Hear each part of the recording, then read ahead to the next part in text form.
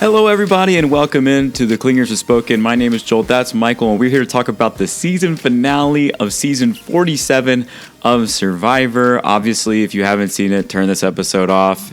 You got 5, 4, 3, 2, 1. Spoiler. Congratulations, Rachel, for winning season 47 of Survivor, which honestly, if you've seen all up until this episode, you would not be shocked at all about that. That wouldn't be shocking.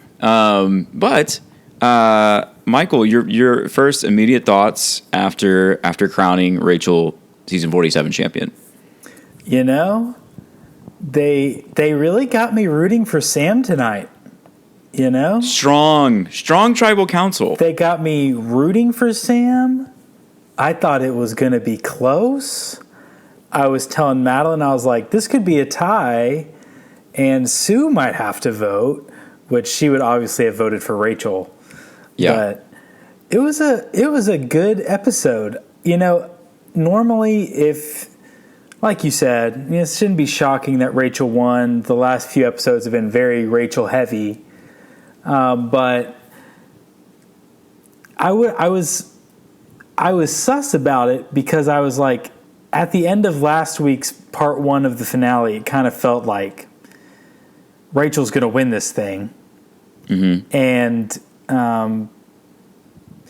I just, you were a little suspect because you're like, I don't think they would just make the final episode just a coronation of Rachel, and they did. Right. It was tight. I'm happy for Rachel. I'm glad that winning immunity challenges still matters. Yeah. Sam, I respect it because I know he was trying to win the game. I have no qualms with him about what he did in tribal council tonight. Madeline, she was a little bit like, Sam, cool it. I'm like, he's trying to win. Good for him. Yeah. But trying to neg Rachel and be like, you won immunity challenges and found an idol in your fries, like, big deal. Well, I'm glad that winning immunity challenges matter. It's good. It's cool when people win like 4 out of the last 5 immunity challenges. Like that's a feat. That's cool. That person should win. Right. So, hats off to Rachel. Like when he said relying on immunity wins, I was like, what do you mean? What do you mean relying on immunity wins? That's part of winning. That's like relying on social gameplay in Survivor. Are you saying that's bad too? Like, what are we talking about? Fabio won Nicaragua because he won immunity challenges. What, you think Fabio shouldn't have won that season? I don't even know who else was in that final tribal council, and I'm telling you, Fabio should have won that season, right? Like winning challenges is a big deal. Being available to people to happen upon advantages and let you in on things and give you advantages is a big deal, right? Right. Yes, she was lucky. It was in her fries that she bought at the auction. That was lucky. But also, she played it correctly, mm-hmm. which is huge. And mm-hmm. I'd like to see the percentage on how many times an idol is actually used correctly. Yeah. I felt like Rachel could have done a lot better in Final Tribal tonight because there was so much of her game that we saw, like, that other people didn't know until that night or didn't know at all, right? Like, the night she played her shot in the dark, also having an idol and, like, seeing how people reacted. Right. Like, the crawling on the beach to hear the conversation that Sam, again, poo-pooed on. And everybody was like, no, Sam. And he was lying about that, too. He was like, oh, that was just a ruse. No, it wasn't. Y'all were being legit. Yeah. And legit in the way that every conversation on Survivor is legit. Like, it's like you're obviously holding back cards, but it's also like she gained information. Like, mm-hmm. I was kind of shocked at how well Sam did tonight. It did kind of, like, I want to talk about, like, the gender dynamics and, like, the things that were at play again today. I don't know if you have any interest in this, but I thought what Teenie said about why she hated Sam, like, was awesome to see. Oh, like, yeah. I love how think- she owned that too. That showed a Yes. lot of maturity. Yes, because it's like after the loved ones thing, she's just basically saying he sucks. I hate that guy. He's just everything. But it's like obviously we could see some of that then was due to like what she has been accustomed to with guys that look and act like Sam outside of the game, and like to have her say that is like, oh man, yeah, like we are all walking through with our own biases and stuff like that, and having Teeny like acknowledge that was so cool to see. Also, like in the final tribal, I feel like there's probably going to be a lot of people on Twitter. I don't follow a bunch of Survivor people on Twitter, so I'm not really in it. I wasn't searching the hashtag tonight, but like I feel like that kind of did lend itself to a Sam, this man, trying to talk over Rachel and like plead his case. But that's literally what it's for. Like that's what that time is for, you know? And it's like he knew that if he just let Rachel talk about things and didn't like interrupt her, he had no shot, right? Yeah. And, like it sets up for things like that, but it also looks like he's trying to defeat her, which he literally, yes, he was. Yeah. Well, I think there's a way to make your case that is not misogynistic, you know? Like he wasn't like, I didn't think he was talking down to Rachel. He was just rebutting her a lot. Right. Which I think is like a fine line to walk, and I think he did it well. I mean, I think the people out there, the jury members, I think they thought that Sam had a strong final tribal because, I mean, they were questioning their votes. So I thought it was, it was one of the stronger final tribals that we've seen in a while, I think. Like I thought Jam Jam had a good final tribal, but I mean, other than that, I don't remember one that was this competitive in quite some time. And I thought that like the jury wasn't being cringy. No. They didn't seem like they came in pre-decided. I thought it was a really good. I think Kyle came in pre-decided. Probably he seemed like Sam's my buddy. In the post show, he said Sam is my buddy and I love him and blah blah blah. It's like okay, cool. I feel like everybody had their like lean. Mm-hmm. Like I'm sure those 7 people were like, yeah, I think I'm gonna vote Rachel. Like I'm pretty sure I'm gonna vote Rachel, but like, right? Okay, you know, if Sue really knocks it out of the park, you know, like, but I like the jury because they also let them talk. You know, like I get really mad at jurors. Like it's just kind of a free for all lately. That's what it's felt like. Oh yeah, I hate that. They just keep trying to like take over the conversation and cut off the person that they don't like, and then try to feed the person that they do like. And it was just like, yeah, like that makes sense. Thank you. Like that was the response, right? Which was nice. They were really respectful. They weren't bitter. Yeah, I thought it was really cool. Like, if you're going to be a bitter jury, like, you need to be, like, bitter in a hilarious way, where you're, like, ripping them, like, a new one in an iconic way that's going to get clipped for the next 20 years. Yeah. But recently, it's just been, like, pointless sass. And it's like, okay, we don't need that. It's like, I'm mad you voted me out. You don't deserve to be here. And it's like, no, I'm pretty sure they do. That's how it's been played the whole time, right? Well, I think all 3 deserve to be there, you know? Yes. Like, Sue deserved to be there. Now, she played a third-place game, but she played a third-place game. Yeah. You know? Like, she played in a way that's deserving of making the final tribal council and getting no votes. Like, she put herself in that position very, very concretely, more than anyone else. And Sam, like, didn't play a great game.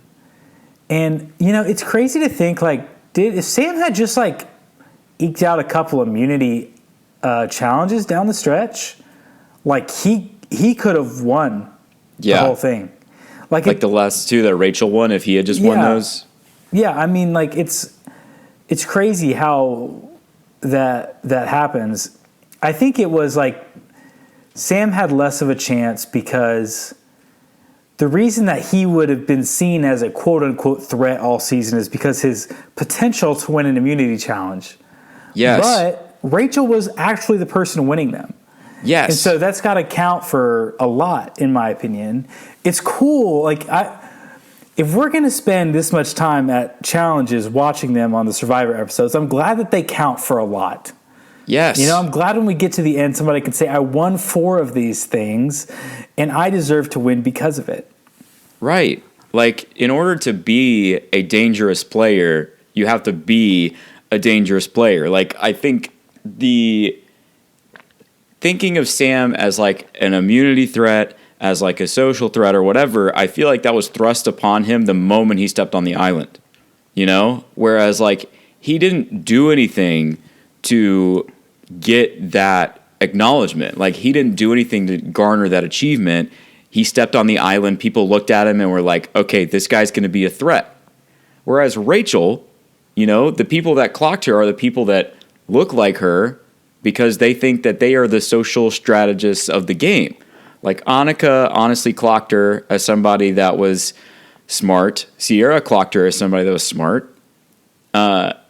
Caroline, Genevieve, they clocked her as a threat to win the game. But those are different threats than someone that you're just saying is a threat based off of like how they look, right? Yeah.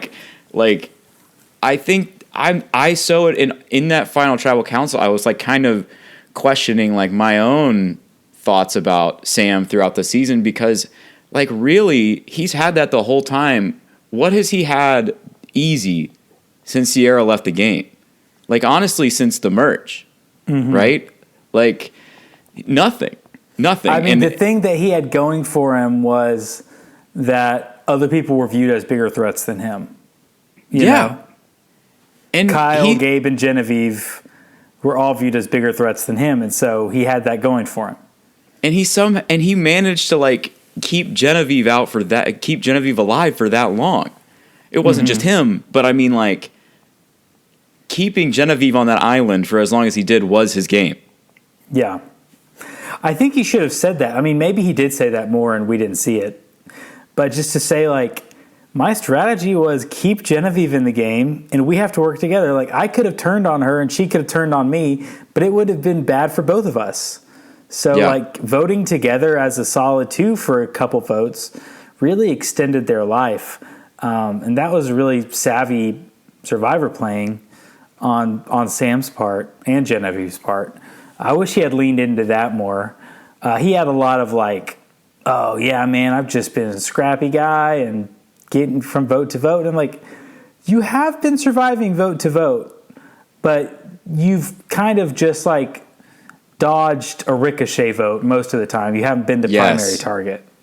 Yeah, or you know, it's like he's in the conversation, but like he's not seen as like the biggest threat. He's not seen as like the shot. Like they took out Sierra instead of taking out Sam, you know? And I think that was Andy's call. Maybe Andy felt like he could repair that relationship with Sam, which he actually, I mean, he did. But like it was interesting because even there's just so much luck in Survivor. We're talking about Sam right now because the wind hit Teeny's fire like crazy. Like, dude, why didn't Teeny like stand up on the other side of it or something? Yeah, I don't know. I don't know if that's legal or like put your arms over there or something. Yeah, but like we're not. But like we're having a completely different conversation about Rachel's just take like your this shirt runaway. off and hold it up in front of it or something. We're talking about Rachel being a runaway unanimous victor if the wind just doesn't smack Teeny's fire around. Right? Yeah. And here Sam is talking about like I scrapped that, like I did that, like I made that fire faster. And it's like, my brother, like I really don't think you did. I think you sat in the right spot. Like credit to you, you made the fire and it wasn't slow. Like you did fine, you did good.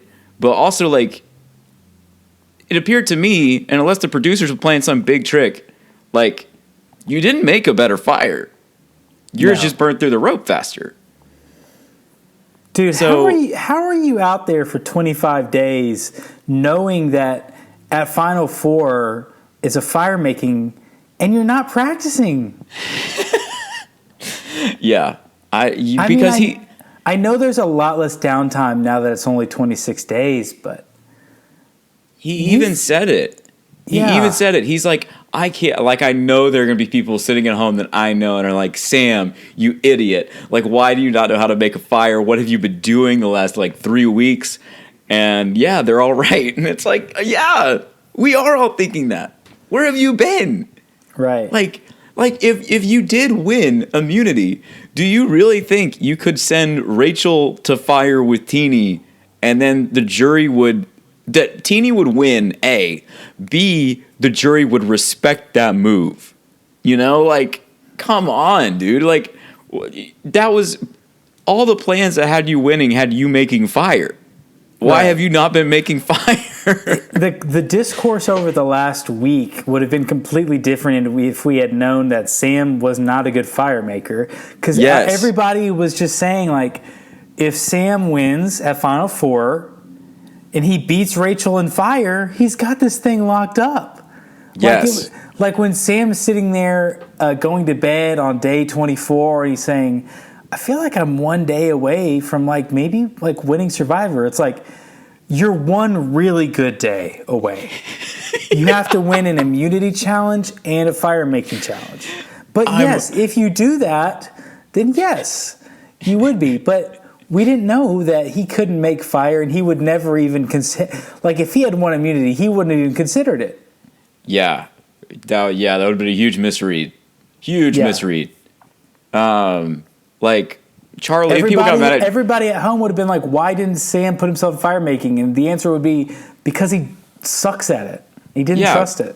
People got mad at Charlie for not going up against Kenzie. It's like, can you imagine the blowback from Sam not going against Rachel? Like, come on. That would be like woo level, bad. But I mean, Sue might have been able to beat Rachel, but then maybe Sue is like a potential winner. If it's Sue, Teeny, and Sam, and Sue is the one that took Rachel out in fire, I mean, maybe Sue is the one who wins this season. Yeah. But again, this is why it's important to win immunity challenges, because we're all talking about hypotheticals right now, and we're only talking about hypotheticals because Rachel just locked it up. She is like, all right, yeah, I win. Yeah. Cool, great. I think Rachel is one of the best all-around Survivor players that won in a long time. I think Dee was dominant, absolutely dominant Survivor game. I mean, But- I think, but I in mean- different ways too. I I really like Dee's game, but Dee was like a very this is my alliance. This is how we get forward in the game. I'm at the Right. middle of this alliance. And then, Jam Jam was more of a scrappy, I'll work with whoever as long as me, Carson, and Carolyn are cool. Yeah. But this felt just more like a free-for-all, where Rachel just pretty much had to scrap together, stay alive, and pull together whoever to make a couple votes and win some immunity challenges. Yeah, that's what I'm saying. I feel like Rachel, she has the type of game that she could play from the top or the bottom or the middle, and she's going to continuously use good judgment in her moves. Now, that doesn't mean that she votes correct every time. I thought that was I understand why Sam said it. He's really trying to prove that he's worthy of winning. A perfect voting record does not matter to me at all, because these people just pile on votes that they didn't come up with because they know that they don't have a chance for their preferred outcome. So they just vote the way everyone else is voting so that they can sit at the end and say they had a perfect voting record. I don't care. That doesn't mean anything. Rachel has the type of game where she could play from the top, bottom, middle. She's going to make a good decision in each situation, and she's a threat in challenges. And people like her and want to give her $1 million. That is not a lot of Survivor players who can do all three of those things. Yeah. So I think she's a great player. I mean, I feel like, and I've said it before, I love this season of Survivor so much. Like, I feel like the bouncing back from a season like D's and whoever won last season. That wasn't last season, right? That was 2 seasons ago. I can't even remember. Yeah, D1 two D1 seasons ago. 2 seasons ago. Oh, Kenzie won last season. But like, Yeah. I this season was so unique because like there were no main alliances.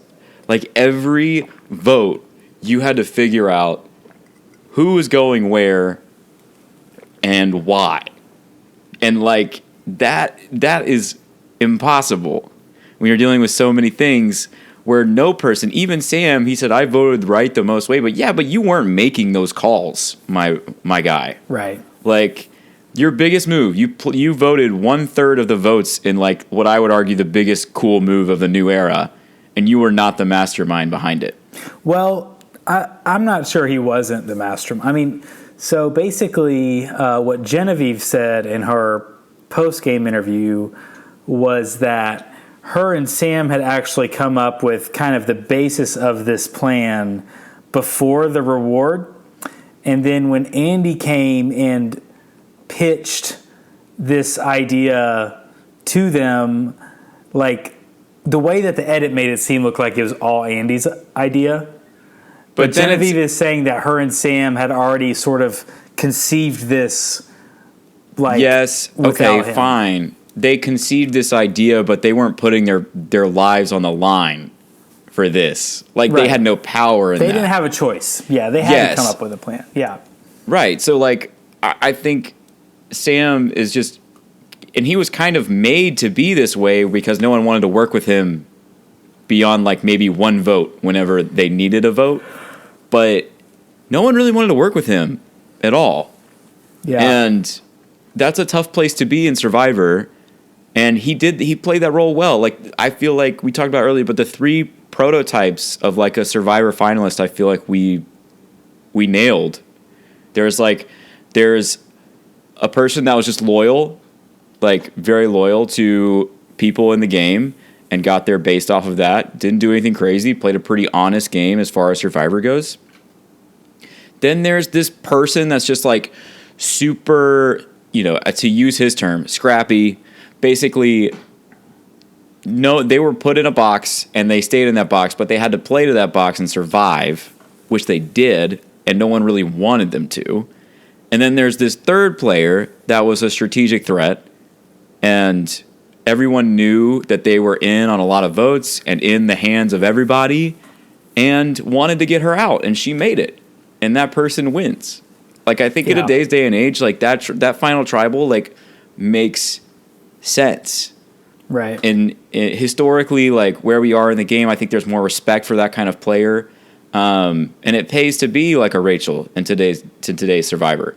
And, like, that's not even saying anything bad about Rachel. She's obviously a physical threat that no one clocked, even herself. And she also is extremely strategic and knows how to play the game. Yeah. Like, this was an incredible season of Survivor. I think it summed up a lot of what the new era has been. And, very happy to have watched it. And probably more hopeful and excited for a new season of Survivor as I've maybe ever been. Wow. Yeah, I think there's something to be said for exceeding the expectations people have for you or falling short of the expectations people have for you. Just like you said with Sam, like when he walked on the beach, everyone had an expectation of how he would perform in challenges and what kind of player he would be. And he was underwhelming. I mean, did he win one immunity challenge? I think he won one. Did he win one? He also won a reward. He won a reward, but fell short in a lot of second, third place finishes in those. So that's a little bit underwhelming because people would expect him to be good. Whereas Rachel, people maybe think she's got glasses, she's a super fan, she's probably strategic. But when she also has this whole other side of her where she's out here making it hard to vote her out because she's immune so often, that is that's hard to deal with. That is exceeding expectations. And I think Sue is exactly the kind of player people would have expected her to be. You know? Yes, but honestly, that's what kept her in the game. Right. Yeah. Like, the second she showed any thought of, like, blindsiding anybody, I feel like Caroline or Gabe would dump her. You know? Right. Like, that was the game that got her there. Like, and there's absolutely zero respect for that player as far as voting for them for tribal life to win $1 million. Honestly, I'd be shocked if a player like that won $1 million in today's day and age. A player like Sue? Yeah, like who? They'd have to get there with some people that nobody wanted to win $1 million. You know? Yeah, like what are we talking about? Like Natalie from Russell's season? Like is that? Yeah, I mean, we're talking about like if Sue had played this really loyal game with like Rome, who had been like antagonizing people or something like that, and then there was like another person there who like had no strategic say in the game, nor was winning immunities. Then it's like, yeah, I think maybe we should give Sue like Teeny. Like let's say it's Teeny, Sue, and Rome at the end, and Sue gets to the end because, you know, she's been loyal to Rome this whole time, and Rome has like picked fights with people and manipulated people and lied and blah blah blah. And then there's just kind of this teeny person who's, you know, they made it to the end. You know, we can't say much else. They voted wrong. They were often duped, but they're here at the end. Like I can see a world like that where someone like Sue would win. It wouldn't be a season that I would want to watch. No, I mean, yeah, it wouldn't go down as the greatest seasons ever. What did you think of? I mean, I feel like Andy. I'm surprised they left that part in there where he's negging Mike Holloway and Ben Driebergen on CBS. They left that in there. I feel like that's common in the podcast Survivor online Reddit world, but for them to leave that in the episode on CBS, I thought that was a little bit surprising. When you say like negging, you mean like not speaking well of? Yeah, it's like speaking negatively. That's interesting that you say that, because I feel like his point was exactly the opposite. Because he was saying like, Rachel, I know you and I know your game, and I don't think you would have said I'm like Ben and I'm like Mike. But he said like that's not the type of game you would want to play. Right, but like but he never said that's not a type of game that she like looks down. That might be a type of game that she looks down on, but I feel like the point is that he was trying to make was like, that is a way to play the game. And you won those challenges. Like you did that. And that is a way to play the game, and it's probably not even something that you would have thought was possible. Yeah. I mean, I think she's more Mike Holloway than Ben Driebergen if we really wanted to get into it. Like, the amount of advantages that were just going Ben's way, and then like it was like, oh yeah, and this is for the first time ever, we're gonna force a Final Four fire making. And it's just like a lot of random stuff went his way in a way that was like, okay, this was maybe the luckiest run ever. Right. It leaves you questioning, like, which I think Ben found all those idols fair and square, because he was looking for them just constantly, like did not stop, didn't sleep. But it's like, okay, like, is this legitimate or not? Yeah. I mean, and there's people online who would say, oh, well, the cameras were staring right at like, they do that every idol. They do that with every immunity idol. I mean, like, so I'm not saying that it's an illegitimate win. I'm just saying, like, I wouldn't compare Rachel to that, like Andy did. But like, I thought that Rachel's kind of like if Sarah Lacina's Game Changers game had like, if she had won more immunity challenges, like it was a very like, it wasn't this huge like come from behind story, but it was this underdog story in a way. But then she ended up really controlling the end game, like in a way that, I think Rachel's probably sitting at 8, and she's just like can see it, and she's Yeah. like, there's four different ways I can get to Final 3 in a place to win the game, and all I've got to do is hit one of them, and she did. And so I thought it was a great management of the end game by Rachel, and I think she did a great job playing to the jury too, like the splashy moment at Tribal where she cancels all of those votes and no one knew that she had it. Those types of things that, like, it's hard to say those things aren't a big deal when it comes to jury management. Yeah, right. Like, the fact that her last 3 tribal councils outside of Final Tribal Council were Idol, voiding her elimination, immunity win, and she was like a top 2 threat going into that environment. Yeah. Like, yeah, she should have won. Yeah, like, what do you mean? Like, that's pretty much a lock, and you could say whatever you want, Sam, but that was impressive. And that is a very Mike way to win the game. Right. So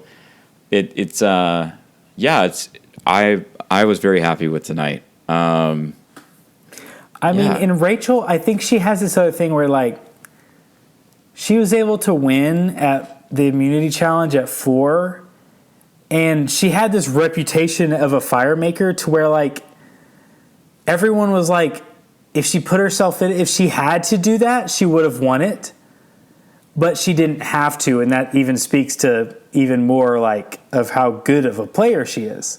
Yeah. That she had, I could, like, barely make it into Final Tribal by winning at Fire, but I don't have to do that. I'm just going to go win the Final 4 immunity challenge, not worry about it. Yeah, and that stuff matters. Like, I'm glad we're doing that and not harping on Charlie for not trying to eliminate Kenzie. Like, that's my opinion. Also, I have an opinion on that because I just finished Ghost Island tonight. So that was fascinating. When Dom didn't go to Fire with Wendell, and he could have eliminated, and they could have faced off right there, but he didn't. So you live and you learn. Yeah. Any final thoughts on this season, Michael? We have a few minutes left. Any thoughts, reflections? If you could have one person back, from this season, who would it be? Personally, yeah, I would love for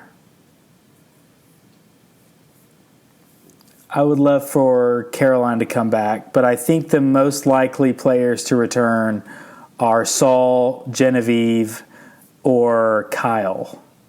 Yeah, I could see all 3 of those. My first thought was Genevieve. I also low-key see a path. I mean, we'll see. I don't know what he's up to on today's day and age, but I could see a path where Andy makes it back. Like, I don't know. Like, I think if he could continue his trajectory and appears as like a normal, freak out kind of person, then I think he could come back. When they played that clip in the after show, I had forgotten how cringy that was, man. It's jarring. That was a level of cringe that has not happened at the challenge mat since, like, Billy thought that he and Candace had a moment. Oh, man, yeah. I mean, it was that level of cringe at the challenge mat. That was, I was like, I forgot. Yeah. Wow. Like, Andy is still cringe, but not that cringy. That was painful. Yeah. But, like, that shows he went from that to doing a minority tribe swap blinds, or a minority split vote win. Like, that's like. Do you think Andy, like, blacked out in that moment? Do you think, like, he remembered, like, what? I don't know. What the heck? I don't know. Like, I think it's impressive that he came back from that, because I know if I had a moment like that on national television And on an island with people that I was trying to play a game with, I would not recover. I mean, Like, I don't would have have a shut choice, down. I guess. Yeah.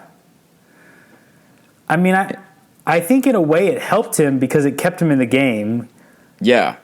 Because they're like, oh, this guy's never gonna win. He's a mess. He's not a threat at all. There was a guy, what's his guy name's Zeke or something? He was the first vote out one season, but he was like, I'm gonna do so bad, and then I'm gonna like get people to work with me. We're gonna blindside somebody, and then they just voted him up. Zane? Zane, that sounds right. Yeah. But it's like from Philippines. Yeah, that was literally his game plan. It like was to do what Andy did. Yeah. And it worked for Andy. And he recovered. Yeah. So that was pretty crazy. But yeah.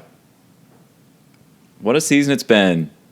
A lot of great moments. Definitely Operation Italy is probably my favorite moment. Yeah. That was awesome. Rome, Keyshawn. Man, just like a good cast, you know? Yeah. And like I feel like immunity challenges are back in. Yeah. They're carrying weight now. I don't think they should. Like people need to go on immunity challenge runs more. That hasn't happened as much recently. Yeah. Bring immunity challenges back.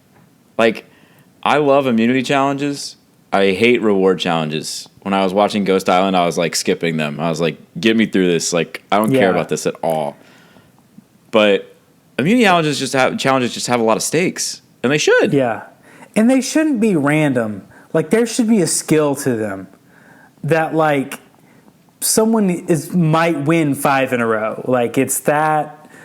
I feel like this season there was a lot less just like straight up like stand in this uncomfortable position and don't drop this ball. Like that's so random. Well, like, yeah. I liked how like all of the immunity challenges down the stretch had like different phases to them and required different skills, and you had to be sort of an all-around person and player to succeed at them. I thought that was awesome. Yeah, and the last one today, there was a puzzle at the end. There was a shooting thing. There was a crawling under the thing. There was looping rope. Yeah, untying knots. Combination lock. Yeah.